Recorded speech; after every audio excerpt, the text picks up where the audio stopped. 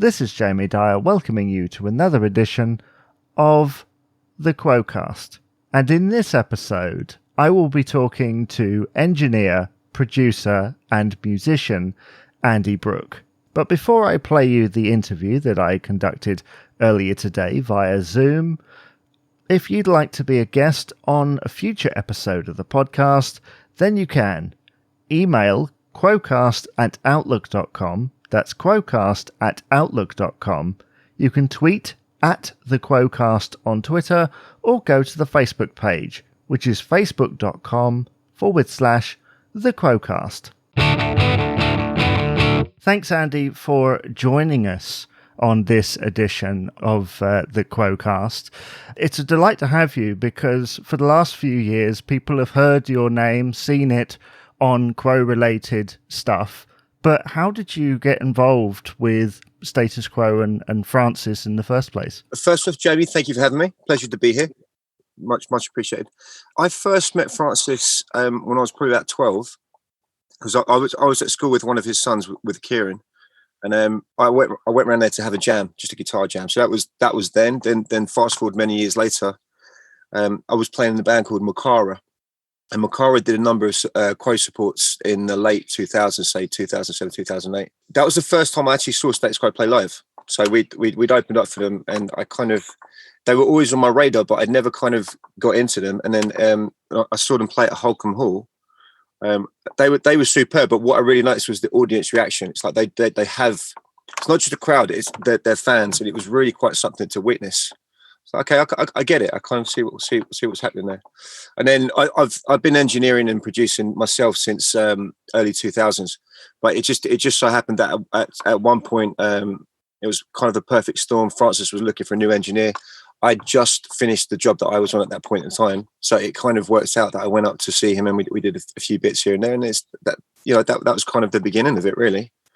We went on to work on it was halfway through the Rossi Ricard album that I picked up the reins there.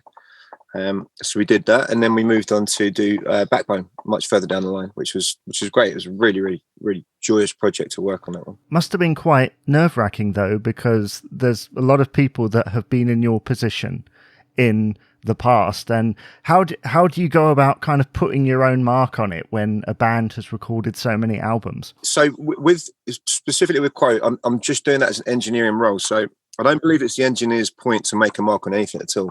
You're there to facilitate the recording of the album. If anyone's going to do that, it's the person that's in the producer seat. And in this case, it's Francis was producing it. So I think he's done enough Quo records in the past to be able to make his mark on this one. So that was, that's not for me to really kind of comment on. I'm just there for a technical side of things, and maybe as something to bounce ideas off, But yeah, it was nerve-wracking. I think it's like any new job you do. Let's take it out of context for a moment. It's if you start a job as a teacher, you go to a new school. It doesn't matter how many years you spent as a teacher before that. You're going to be nervous on your first day, and you're probably going to make mistakes. But it's only once you've kind of you've breached that barrage, that barricade of fire, that you kind of get comfortable with it, I think. So it was. He's been a pleasure to work with. I've really, It's been as much as a pleasure as a learning curve as well, because there's he has a lot of knowledge to impart, and that's fantastic. So I've kind of not only have I had a job through it, but I've had a degree of education from him as well, which is really good. Yeah, because before you, it was Greg Jackman that's correct.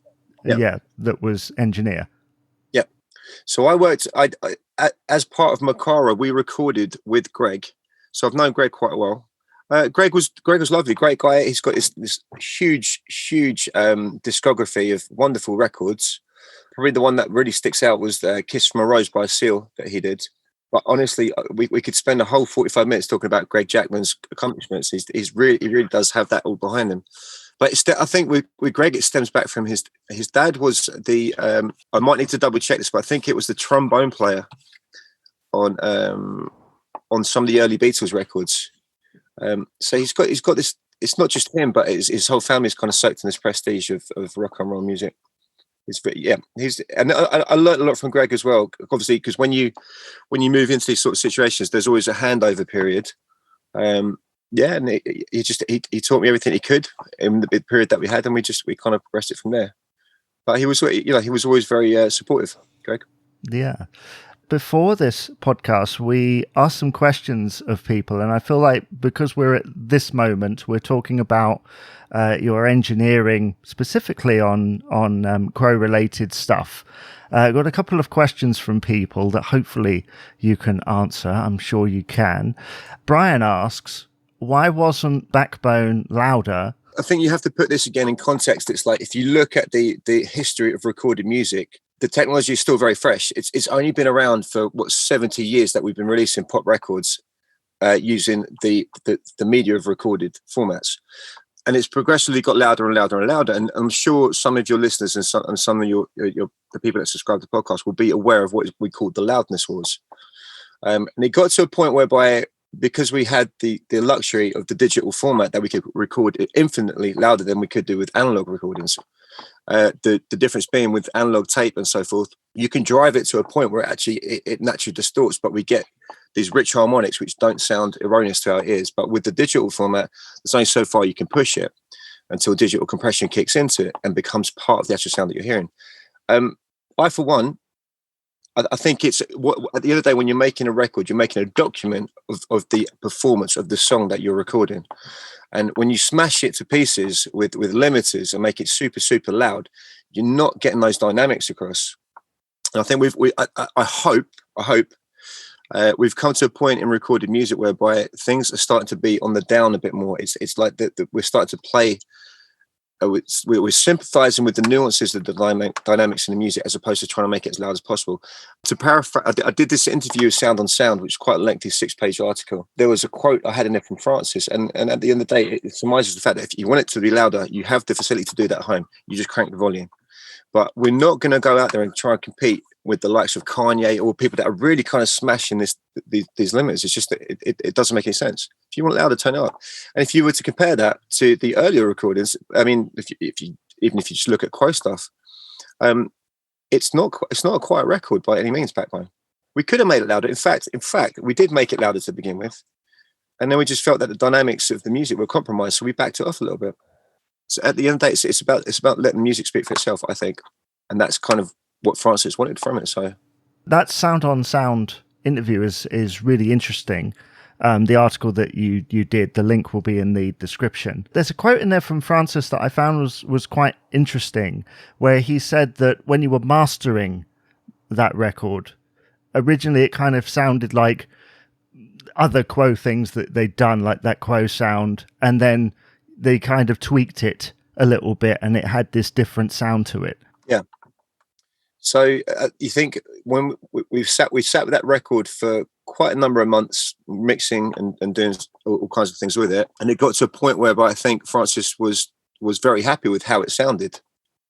So it's the issue has been, if we were to send it out of house for mastering, it might change drastically. So we weren't going to go do that.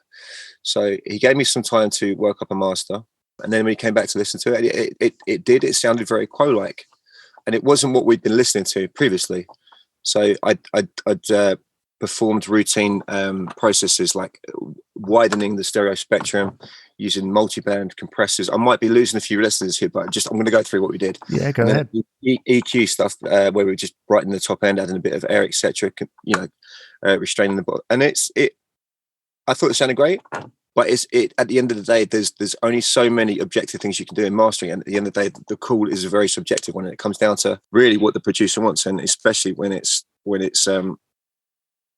I think was a very important record for Quo, being the first one since obviously Rick had passed. But sonically it developed to something very quickly in the mastering process that wasn't akin to what it sounded like in the mixing process.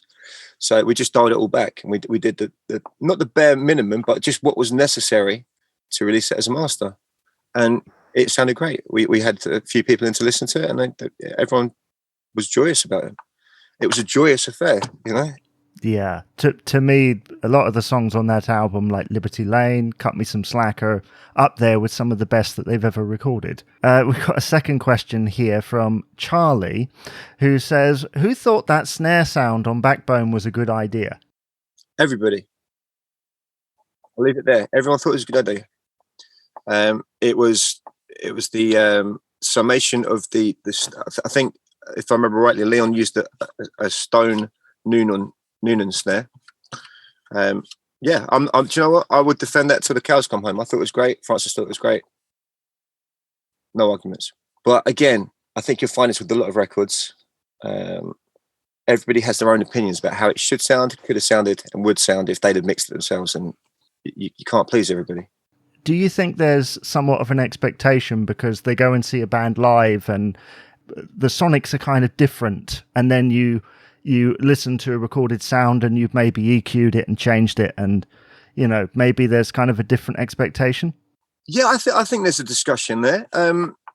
You have to bear in mind as well, when you go to see a live performance, there's a lot of EQ and compression going on, and there's a lot of dynamic processing at that point in time as well. So it's not a case of just sticking an SM57 in front of a snare and just hitting it.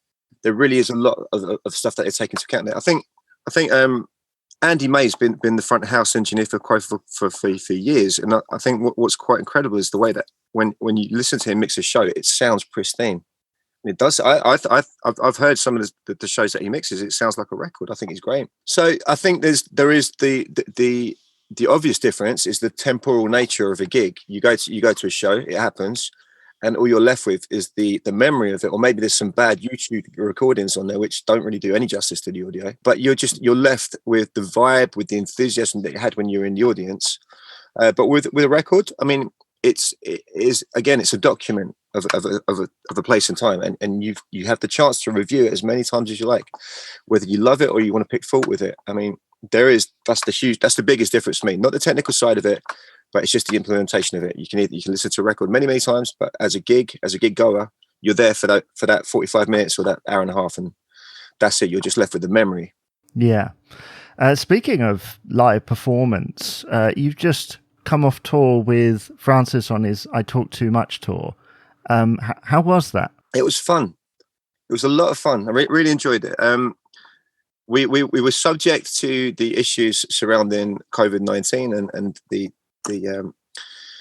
unfortunate cancellation or postponement of shows in that respect. But I think it was brave to put the show back out on the road as soon as it did go out. I mean, I'm not sure if you're aware, Jamie, but it was when the lockdown actually began. It was the last show that was actually on the road at that point in time, and we got called in a couple of days before the official announcement that everything had to be called in. I think that was the right decision. Obviously, you're kind of geared up to do 60 dates. It's like, yeah, it's going to be great fun. And then you're going home after 4, so that was a bit of a disappointment. But rest assured, as soon as the restrictions were lifted, and I mean that tour moved twice, I think it was, before the final rescheduling. And then when we got to July 19th, we lost 3 weeks of dates before that.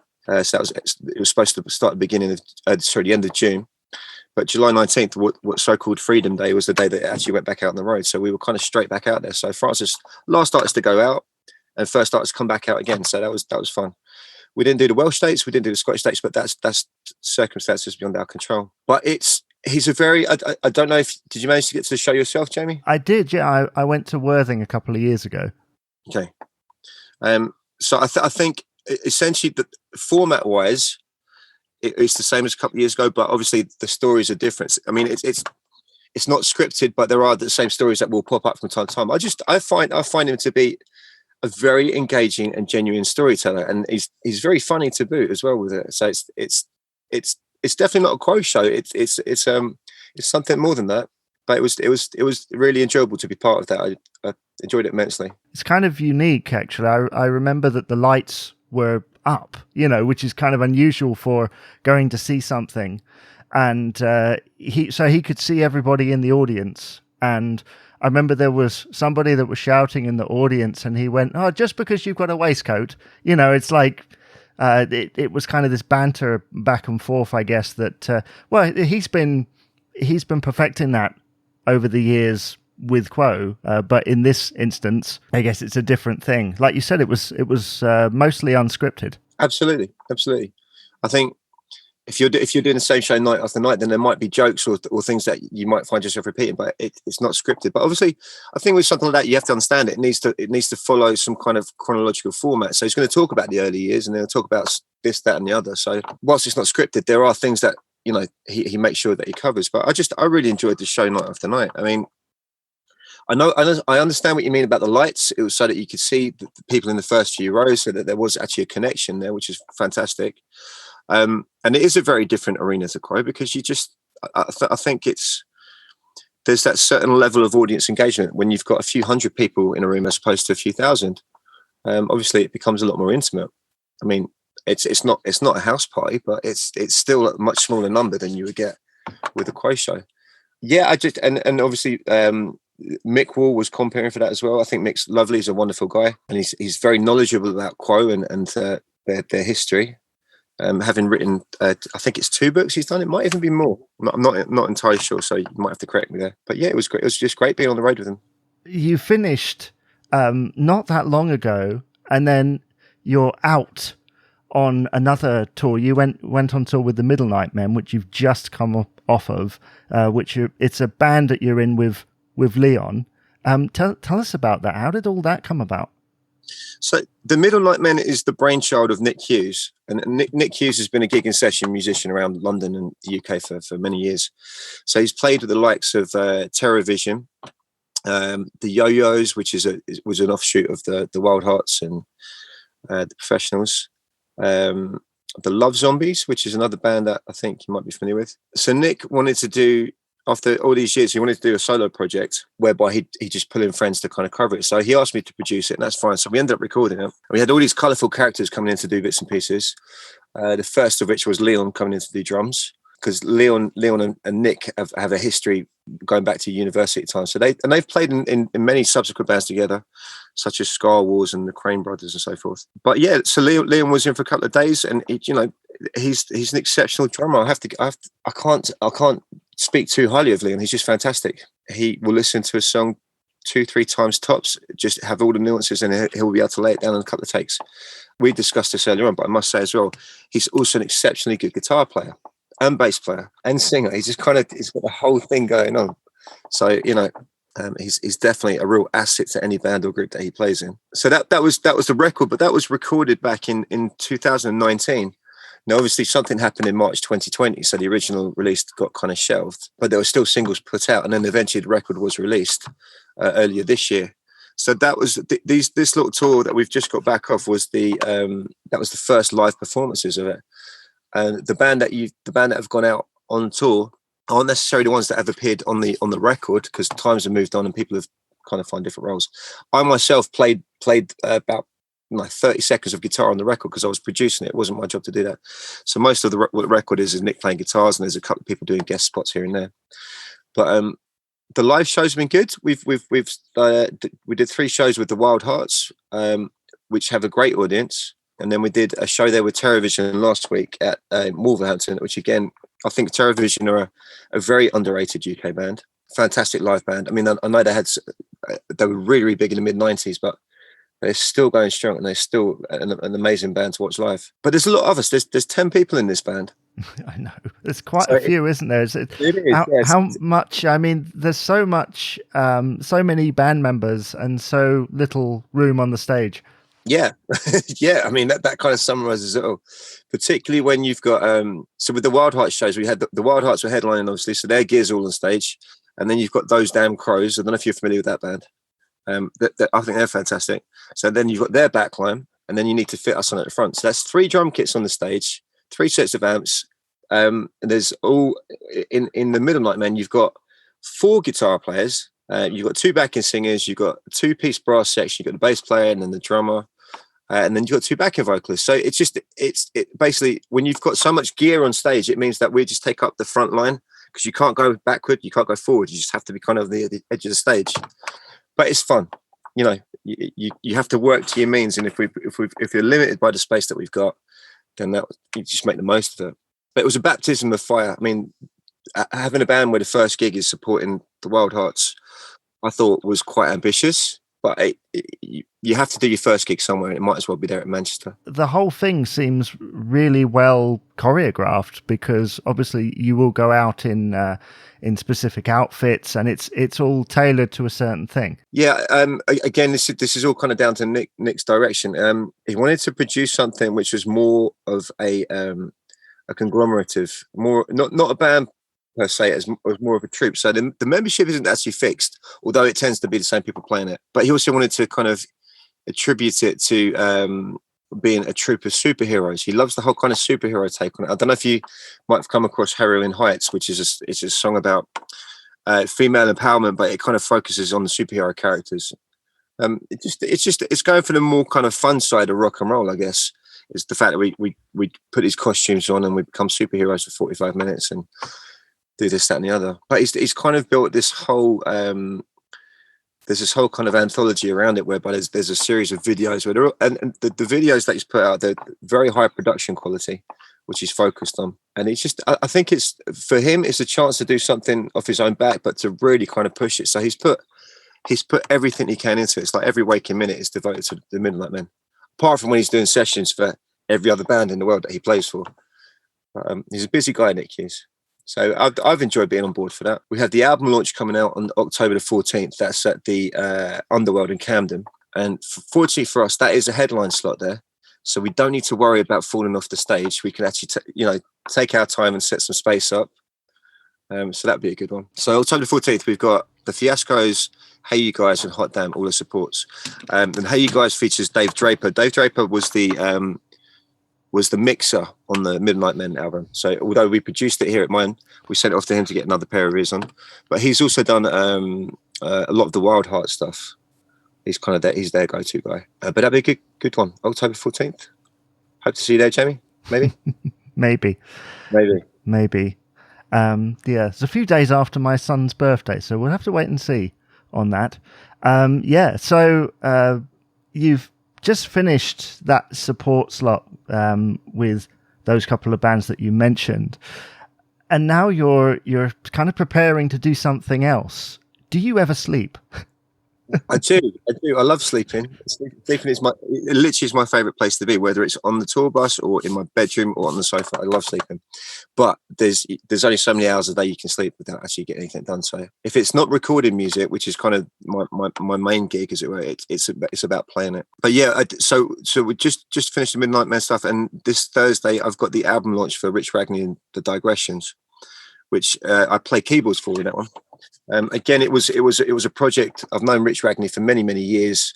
He's a fantastic singer-songwriter. You think somewhere cross between Tom Petty and Bruce Springsteen, but he's Canadian by origin, but he's ended up in London and then now in Warwickshire, where he resides, via New York. So he's been around and he's been places. But this album here was the continuation of his solo effort.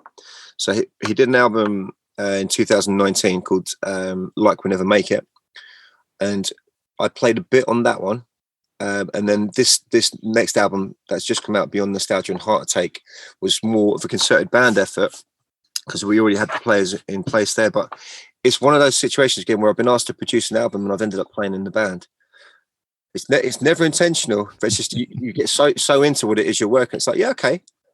But I'm actually a guitar player, so to be asked to play keyboards was a bit of an odd choice, but I'm loving it. It's fun to kind of reinvent yourself and try something that is not second nature to you, but is more of a second study, As we've established, you are involved in a lot of things, and people in the Quo camp will be familiar with an album that you helped create with Francis and Lee O'Brien earlier this year.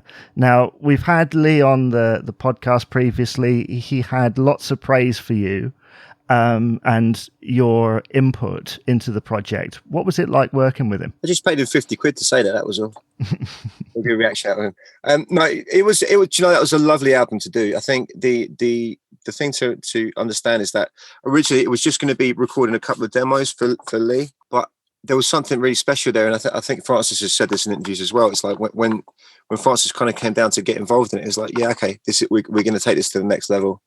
And I think without Francis's involvement, it might not have gone as far as it did. I mean, production wise, there's been a lot of time spent on it. You can hear that in the way that it comes across as a record. I loved Lee's voice the first time I heard it. There was a voice note that was sent over to me from Lee via Francis, which I just thought he sounded like Chris Difford from Squeeze, and there was something really quite magical about it. And he writes very honest, heartfelt lyrics. So just, it was a great project to work on.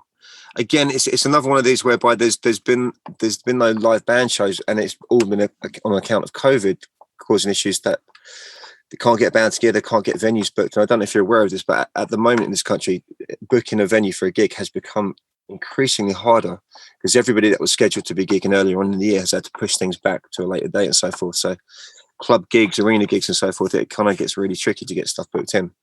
So we're still waiting for the Lee O'Brien album launch, but fingers crossed that will be happening at some point soon. And again, we discussed this with Lee before, so I'm going to be doing guitar duties on that one. And then prospectively, Leon will be doing drums and Nick Hughes will be playing bass on that one. But it kind of all depends when it all actually finally happens. But I'm looking forward to it. I was supposed to do a show with Lee there in the middle of the Talk Too Much tour, but again, because of COVID restrictions, couldn't actually make the event. It would have been unwise to leave the tour as soon as everybody's going in a COVID safe bubble to go do a gig in front of a couple of hundred people and then come back. Just you can't risk it.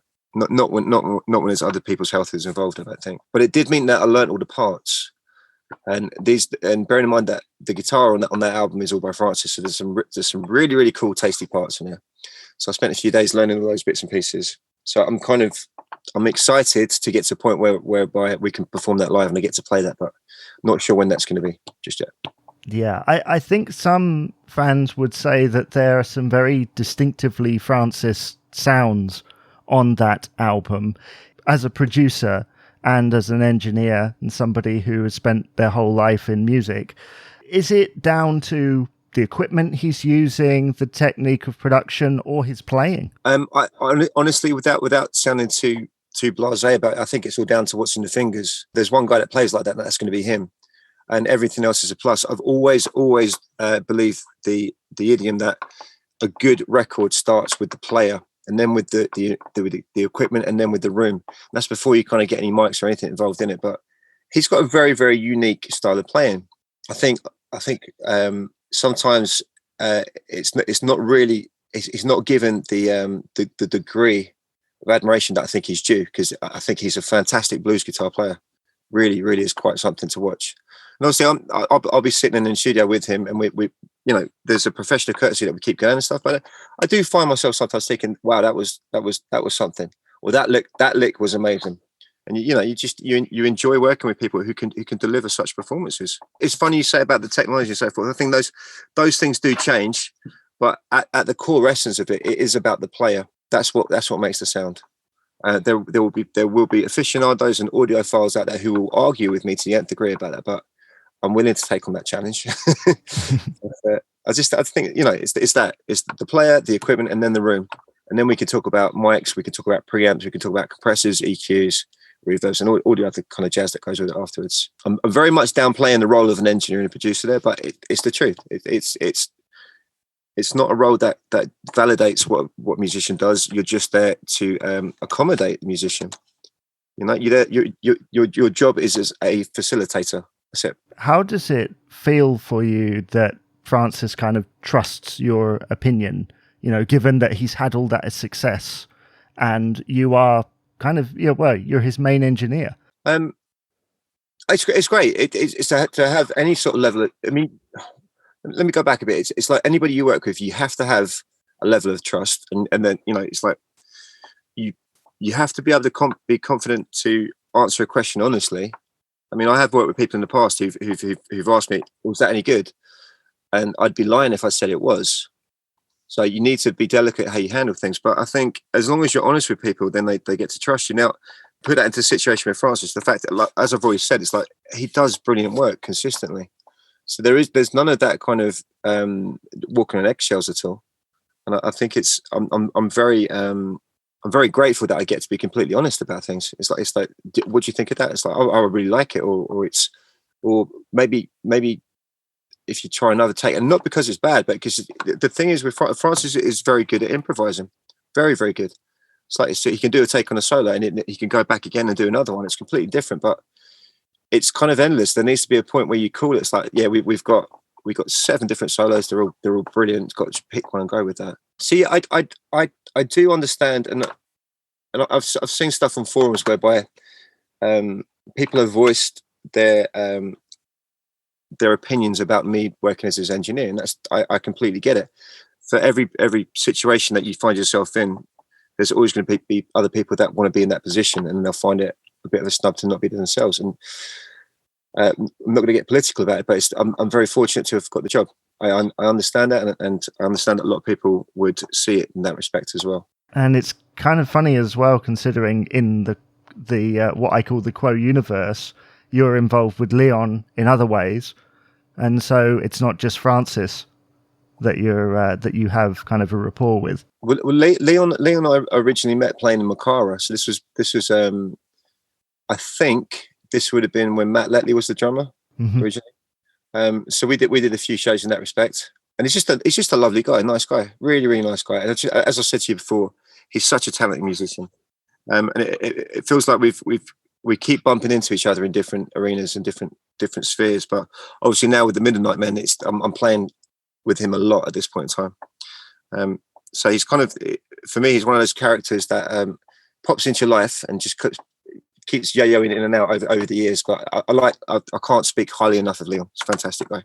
Really, really is something. You probably can't divulge this, but is Francis actually working on anything at the moment? Not to my knowledge. If he is, I'm not involved in it. So can't go, no.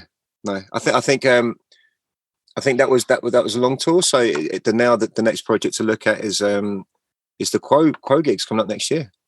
So I believe it's the end of February it starts, and that obviously is the it's not the backbone tour, but it is what was going to happen around that time. For me personally, it's a shame that the backbone tour didn't run, because we were as well as working the tour, I was due to perform with the Digressions as the support act for the UK dates. And obviously everybody in the Digressions camp was very excited about it, but it is what it is. Sometimes these things don't pan out how you play them, but nobody saw what happened coming. No one could have seen the whole situation with COVID developing as it did. So are you working on the tour that's now scheduled? I will be guitar teching for this tour, yeah, which would be a very different form of touring to what we did for Talk Too Much. Obviously there's a lot more people involved. It's a much bigger production.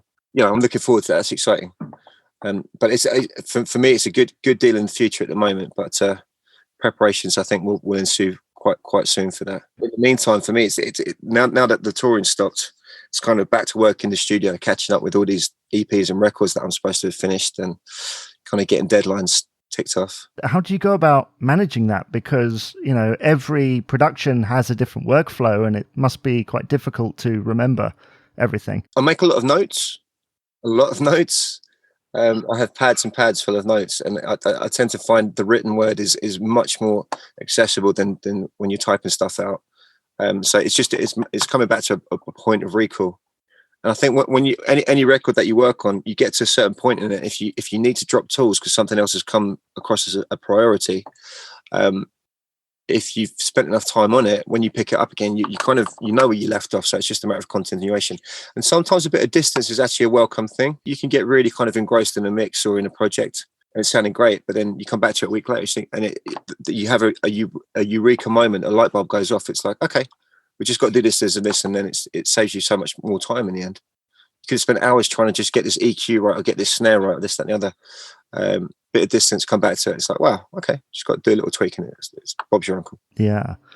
So with the Middlenight Men, are you planning any extra? Well, is Nick planning any extra EPs or albums or anything, or are you just kind of waiting for the album, like the first album launch? I think we get to the first album launch is the current plan, and then for the rest of the year, we do have another number of other dates. We're doing the Foundry in Sheffield with TerraVision. That's on the 5th of November. And then we've got another date with the Wild Hearts in December for their Christmas shindig. And then I'm not sure if you heard of the Eureka Machines. So that features Chris Catalyst. And Chris Catalyst is another one of these guys he's a session musician that plays in all these bands across the UK.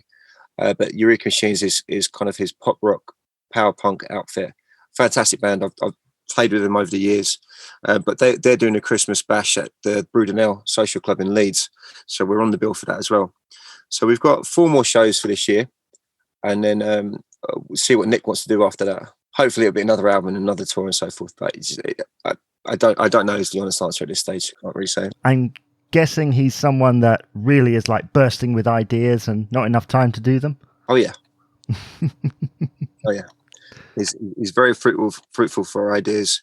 And again, much the same as Leon, I think Nick is a wonderful musician, very talented guy, very talented writer as well. Very surprised to hear him play trumpet, because that is actually that's kind of his main gig, is as a trumpet player. Obviously, for the Middlenight Men, he's the guitarist and the vocalist and the songwriter, and the curator is what he's come to know, because obviously, as I said before, it's a floating membership, but he's the one kind of constant within it. Yeah. Well, I will let you go, because I'm sure you're extremely busy with lots of things. But thank you so much for appearing on the podcast. My Jamie, it's been an absolute pleasure to talk to you. I'm sorry it took so long to get around of it, but as we discussed, it's like when you're in the middle of tours and stuff, it's really kind of hard to get a stable internet connection for 45 minutes. It just doesn't happen.